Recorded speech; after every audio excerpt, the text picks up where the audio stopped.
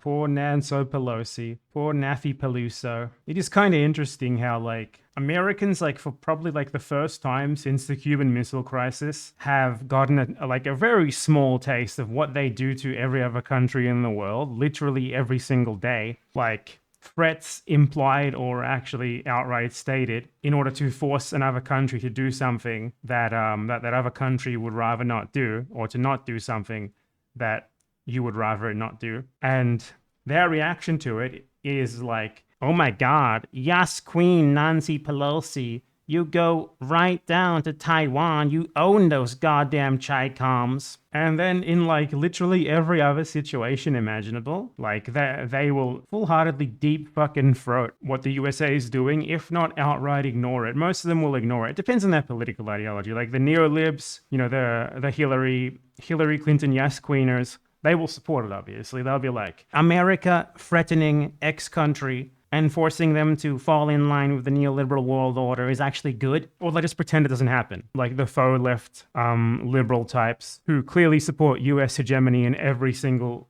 instance possible, except when it's inconvenient for them, in which case they'll just ignore it and pretend it doesn't happen. Like, it is genuinely hilarious. Like, people who unironically describe themselves as anarchists or like libertarian socialists, like posting literal just neoliberal memes of like epic Pepe face American flag, being like, haha, I send Nancy Pelosi to Taiwan. I epically own China. And then there's the angry Pepe face Chinese flag in the corner or some shit like that. You know, it's incredible seeing people who like, you know, aesthetically like to pretend that they have an allegiance to, for example, the global working class or whatever. And when it comes down to it, what they have an allegiance to is simply American imperialism, American imperial hegemony over other potential hegemons. I don't give a single fucking shit about Nancy Pelosi going to Taiwan. It really probably doesn't matter at all, because we all know that the US is going to be supporting Taiwan no matter what, for no reason aside from the fact that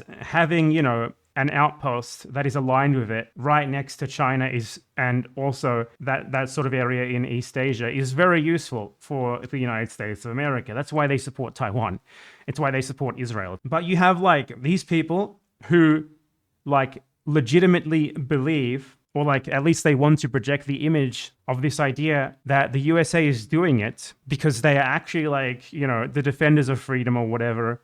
China is wrong and the USA is morally right or something. When in every other similar case, like say, the USA doing something infinitely worse, which most of the time it is infinitely worse, because let's face it, most of the time when the USA does, you know, makes threats or implied threats to other countries to try and get them to not do something or to do something that it wants them to do, we're not talking about like making a threat, for example, because some other country is sending a dignitary to like we can talk about, for example, Puerto Rico, which is obviously infinitely worse than Taiwan. Puerto Rico was colonized by the USA. You know, when you think about it, there is not a good example. There's nothing in the USA that they have even remotely as valid or understandable under liberal international law of a claim as China does. Because if we go by liberal international law, which most of these people generally pretend to adhere to, China's claim over Taiwan is perfectly valid. The Chinese Communist Party government, after proclaiming the People's Republic of China,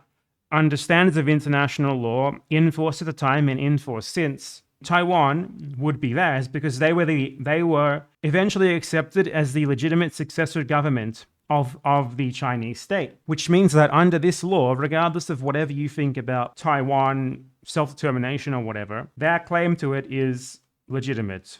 This is under generic liberal international standards. Now, of course, the people who claim to support the prevailing liberal international order don't actually abide by these standards when they're disadvantageous for them in the few limited circumstances that they don't. Generally, obviously, liberal international law, because it was founded by these countries, like the US, Western Europe, etc., because they were the founders of it, they obviously crafted it to benefit themselves. So in the limited circumstances where it doesn't, you know, they obviously just kind of ignore it, and they try to form sort of very roundabout arguments for why it doesn't apply in this particular case. So we can compare, for example, Puerto Rico to Taiwan. The US has never, ever, ever had anything resembling a legitimate claim to Puerto Rico. The US took over Puerto Rico as a colony from another colonial state, from Spain, because they won a war against Spain and they took over the dominance of Puerto Rico from the Spanish colonizers. The Taiwanese case is basically like after winning the Civil War, logically, under liberal international law, under like any standards that these people claim to operate on, Taiwan should have been handed over to China, except it wasn't, because the people who lost the Civil War went there and essentially set up a government in exile. So China's claim to Taiwan is infinitely more valid than, for example, the US's claim to Puerto Rico. At least it has some grounding in some sort of international standards that these people generally swear by. So anyway, let's compare that about Taiwan, which at least under basic standards of liberal international law, the Chinese Communist Party at least has something of a legitimate claim to. And then we look at Puerto Rico. Puerto Rico, the US has no legitimate claim to whatsoever. Now, let's imagine if the Chinese government sent a dignitary to Puerto Rico, which I don't think they would ever do because I don't think they're that stupid, though they might be. Generally the Chinese government does these sorts of things in response to the USA when they do it to them, as sort of like a childish sort of fuck you sort of thing. Would it be like morally right, for example, for them to send a dignitary to Puerto Rico to like meet with independence figures or something? Maybe. I honestly don't give a shit. I don't think it would result in anything. But they would absolutely know that by doing that, the USA would probably respond with hostility, honestly. So it would literally not even allow that to happen. And the same people who are celebrating this visit, Nancy Pelosi's visit to Taiwan, would be siding with the US in that case. Absolutely. Unambiguously, they would. It's a simple fact. They would go for all the excuses. They're trying to unjustly influence the people of Puerto Rico, from that sort of thing to like whatever thing they can come up with. Like, oh no, China's trying to inflame tensions with the USA. They're trying to start a global nuclear war or something. In essence, they would be using a lot of the same arguments that are being used against them in regards to Taiwan. And some of these arguments are true. Like, it would be irresponsible, even if it might be morally like okay to send dignitaries to a US overseas territory to like talk to an independence movement there, because these sorts of actions just serve mainly to inflame tensions between rival great powers, which is probably not a good thing for everyone else. But regardless, what we're talking about here is the way these people would react to them, right? With neoliberals, Western neoliberals, you expect it. They're just racist, chauvinist nationalists who are legitimately interested in maintaining Western hegemony. They're not iffy about making that obvious. But then you have like the faux liberal leftists who like post ironic pro-NATO memes and stuff as if they don't actually believe in them, when we all know they really do believe in them, right? Because what it is about in the end is supporting the US empire. They try to frame support for US and Western hegemony over what they see as like essentially a racial fight, right? That like they see fights against Russia and China as a international racial struggle. They are fundamentally supportive of Western hegemony over the entire world because they try to frame it as if they just see it as a lesser evil, but in reality they just outright support it for the same reasons that, for example, colonialists supported the so-called civilizing mission. It's all roundabout whatever, convenient excuses for what they believe and what they hope for would be happening anyway. Okay? So for example, we get Nancy Pelosi visiting Taiwan, and this is framed by people who frame themselves as leftists, who certainly should not be supporting, at least not outright supporting, any action taken by these imperial powers in their conflict between each other, and they do outright support it. However, in the same moment, like literally 2 weeks ago, for example, we had revelations coming directly out of officials in the Trump White House that Juan Guaido was conspiring with Trump and other officials to literally invade Venezuela. They almost got to the actual planning stage of an actual literal invasion of Venezuela, a fairly close neighbor country of the USA, outright planned. This is a sovereign country with no territorial disputes whatsoever, invalid or otherwise, with the USA, or anything like that, with them having no reason whatsoever for doing so, or even thinking to do so, aside from just doing an invasion in order to further their own capitalist interests. This went by without a single peep from any of these people who are now like yas-queening Nancy Pelosi's visit to Taiwan. And if you want to know why, it's not because they're ignorant of this, because even in the case that they are ignorant of it, if they had heard about it, they would not have paid any any attention whatsoever because it doesn't matter to them. They are not here to support, bettering the material circumstances of the global working class. They are not here to oppose imperialism. They are here to knowingly support US imperialism, to knowingly frame it as something that should be supported in whatever way they think they can possibly get away with. And you'll see them use circumstances like this to try and frame a broader narrative of supporting US imperialism. Like for example, they will never ever talk about what the USA does, which it does far more than China does. They talk about China like China exists in a vacuum, both a historical and a present-day geopolitical vacuum, rather than one in which Europe, US, and their allies are constantly engaging in their own, much more frequent, much larger scale, and often much worse operations. So they just live in a world where China is like, or at least a world that they want to pretend that exists, where China is essentially operating in a vacuum, where it's not responding to any pushes or pulls that their own countries and the hegemony that they support is itself operating in, and itself in many cases exacerbating what China does. So you have people like posting memes about epic Nancy Pelosi Taiwan visit, who ostensibly pretend to be leftists. And if you could ever find them mentioning a single thing about the far worse, far more frequent, far more insidious US imperialism without you specifically mentioning it to them, you would probably win $1 million prize, because they just don't do that. It's so just non-existent that you're not going to find that from them. But if you do mention it to them, they will say one thing. Yeah, USA imperialism bad, but China also bad. We must denounce all imperialism equally. And then they'll make this sort of token acknowledgement, and then they'll go right back to talking exclusively about China and never about the USA. Because they know that in order to sustain their narrative as like leftist advocates of imperialism, of US imperialism, and of like trying to push people towards agreeing with their narrative, they can't just ignore the US entirely. They need to at least make a performative acknowledgement of it every now and again, especially when prompted to. But if you look at their wider focus, you can very, very clearly see what it's on and what they're trying to push people towards and what they believe in at the core of it, right? To live in today's world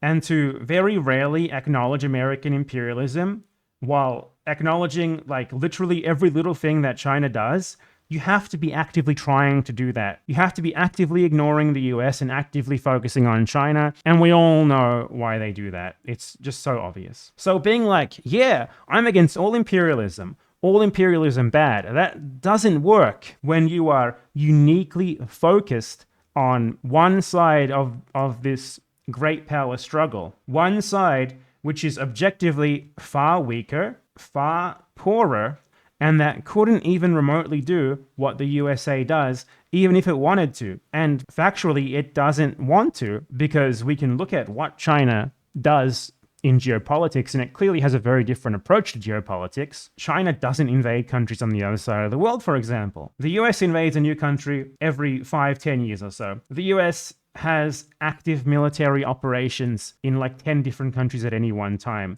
The US actively instigates and carries out coups against governments that it doesn't like all over the world all the time. China doesn't do that. And it doesn't not do that because it doesn't have the capability to do so, because it very clearly does. It clearly is pursuing a different sort of geopolitical strategy to what America is, to what Europe does as well. So we have these two blocks, we can say. The Western bloc, and like China doesn't even really have a bloc. China is fairly isolated.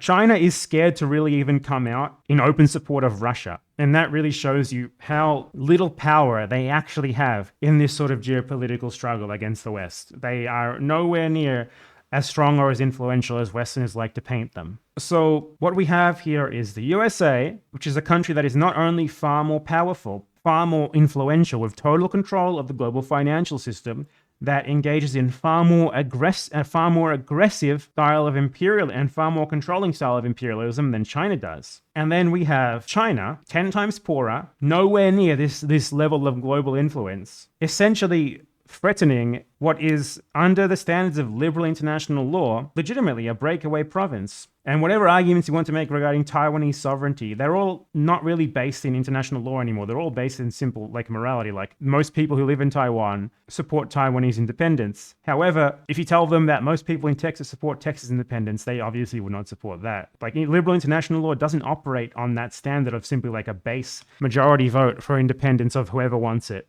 But in the case of China, they act like it does. And that's really the crux of this. It is people who claim to be blanket against imperialism who aren't actually blanket against imperialism. They are simply using the specter, the idea of anti-imperialism, appropriating it, and using it to advocate for one imperialism over another. And not just that, but a really all-encompassing imperialism that China could not even remotely touch, and isn't going to be able to remotely touch anytime soon. Like, China can barely manage on its own borders the sort of influence that the USA has on the other side of the world. The USA has more influence over Japan, South Korea, than China does over the countries literally on its own border that completely rely on it economically. So we're not dealing with anything resembling two equal great powers here. But still, they want to frame China as like just as bad as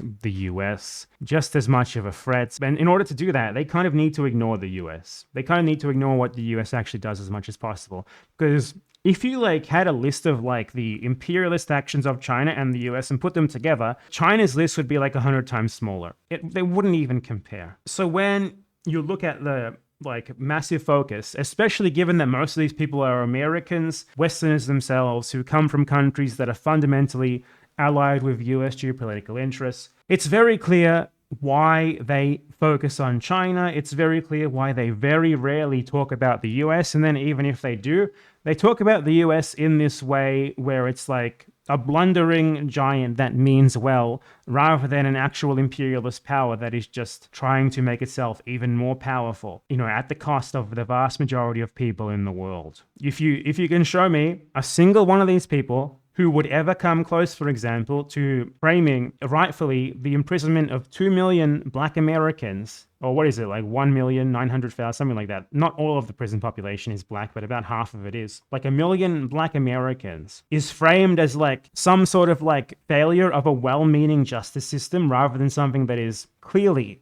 systemically designed to happen. And then you look at China, the imprisonment of about 50,000 Uyghurs confirmed in total, not at one time, in total, over the course of 3 or 4 years, that for what we know now has since been largely stopped, is framed as a genocide. And you clearly see the difference in framing between these two things, despite them, one, being very different in terms of scale, and two, largely the same in terms of outcomes, in terms of what's happening here. Black people being put into prison en masse, intentionally targeted for it, for the sake of having them work for $2 an hour for the benefit of corporations that need cheap prison labor. And then, we have Uyghurs in China, like 50,000 of them over the course of 3 or 4 years, put into prison for, whatever the fuck the Chinese government says, like anti-terrorism, maybe some of them being forced to work in a similar way as to what happened in the US.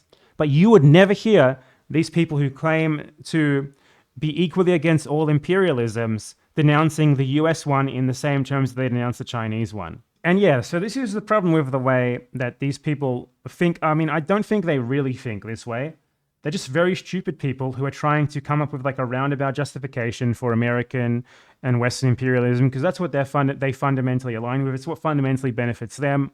The new justification for imperialism going forward, they are going to be seeing a lot more of, because the so-called progressives in the US are gaining a lot more clout as a result of their hyper-focus purely on social issues, which they can then extend to as justification for US foreign policy.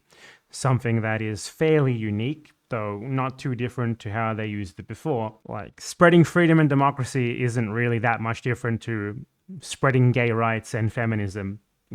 It's not that they actually care about doing that. It's not that they actually do it. It's just that it's a convenient cudgel to use against any countries that it can by chance be applied to opportunistically whenever it just happens to benefit the US in some way to do so. And the way that this works, so pay attention for it because you see this everywhere, is US imperialism is framed not as bad in of itself, but bad because it sort of does good things and bad things. So it's not bad that the USA wants to spread its hegemony all over the world for its own benefit at the cost of everyone else. What's bad is that it does bad things, though some of the things that it does while doing this are apparently good. Like sending Nancy Pelosi to Taiwan, it's treated like in a vacuum. It's good. That's great. Yeah, freedom and democracy. But invading Iraq, ooh, that was a bit of a blunder, right? So these people see these sorts of things as existing sort of in a non-contradictory fashion. One was just a mistake. The other was not a mistake. It was actually a good thing for them to do. They either don't understand or they want to obfuscate the fact that these are actually part of the same system of global dominance. These are actually part, they're two sides of the same coin. By maintaining seemingly benign and amicable relations with whatever supposed struggle for democracy the US finds convenient for it, it's able to gain allies and maintain or at least sort of have some sort of backing for this self-image of it being a defender of democracy and freedom, etc., that allows it to do things like invade Iraq, like back the International Monetary Fund going everywhere and fucking up every country in the world, like threaten coups in any country that is remotely leftist for whatever roundabout reason they come up with. All of these things are part of the wider imperialist project. They're not doing them out of the goodness of their heart ever. You're not ever going to have, despite the fact that these people want to frame it as such, because fundamentally they are just partisans for US imperialism, you're not ever going to have the US that does good imperialism, which is what they legitimately think. Like, they think the problem with the Iraq war is that basically that it went badly.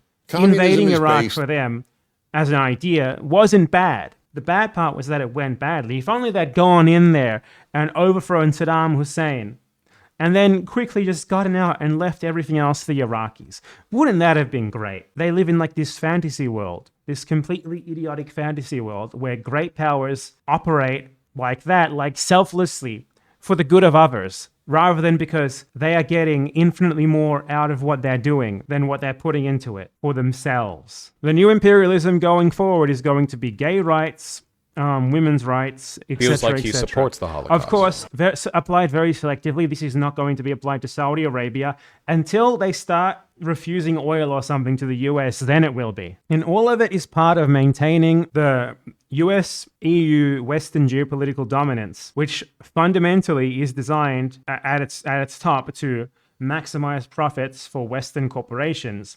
And below that, to maximize as little as they can get away with, but they still have to do it to some extent, the living standards of people in their countries so that they don't think about revolting against their own governments or, electing someone who wouldn't continue this sort of imperialism. And in order to do that, they need to maintain their hegemony and exploit everyone else in the rest of the world as much as they possibly can. And it's all a part of the exact same system of imperialism. And maybe one day they'll invade a country because of WMDs. Maybe another day they'll invade a country because gay marriage is needed here immediately or some shit that they just come up with in the moment. It's all the same. It's all for the same purpose. And it all has the exact same effect on human beings the world over. Imperialism for them needs to be framed as a series of completely non-interconnected actions that honestly, no, not even a series. Just for them, the US has something called foreign policy, and it does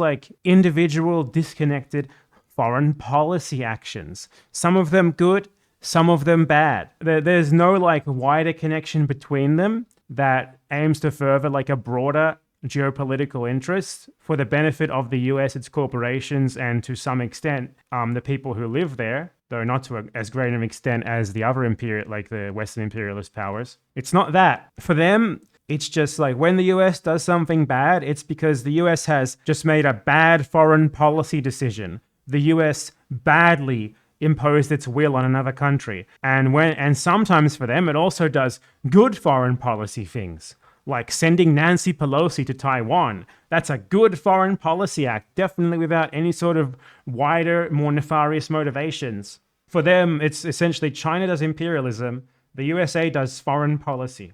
And you never hear anyone else anywhere in the world talk about foreign policy, almost never. It's a word that came into the lexicon because of Americans, and it's barely ever used, aside from to talk about countries aligned with the USA, what they can do, how they can act upon other countries. And when it comes to Taiwan, there's also like this fundamental moral inconsistency between, for example, recognizing Taiwan as independent just because most of the people there want it to be, and not recognizing, for example, Crimea, where we know, due to independent Western polls, that like 80% of the people there believe it should be Russian territory. You know, supporting one and the other of these things has very little to do with anything resembling the moral consistency that these people claim to uphold, and everything to do with supporting the hegemony of the West, because they support one and they're against the other, because, you know, one of them is more convenient for the West and the other is inconvenient for the West. It's really, a lot of it is based in racism. A lot of it is based in the idea of the West being superior and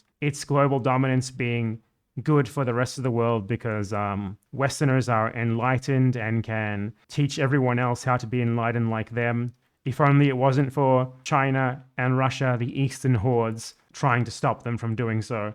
I mean, I always find it funny how, like, having a united Europe is framed as some sort of good thing when the worst thing that has ever happened to the rest of the world is Europe. But now Europe will be good. And it's funny because everyone, like, performatively acknowledges European colonialism, which was literally at its height, like, 70, 80 years ago. And then they act like Europe now is just entirely disconnected from that. It's changed. And now attaining a more informal hegemony of the world, now that would be a good thing. We definitely don't have the exact same mentality as before. If fucking the UK was as bad as it was as the British Empire, imagine how much worse it would have been if it was allied with every single Western European country in its colonialism. That is essentially what these United Europe ideas want to do, just in a more informal, very sort of financial, capitalist sort of way, rather than like, oi chaps, let's go and invade them and so that we can make sugar colonies with slaves.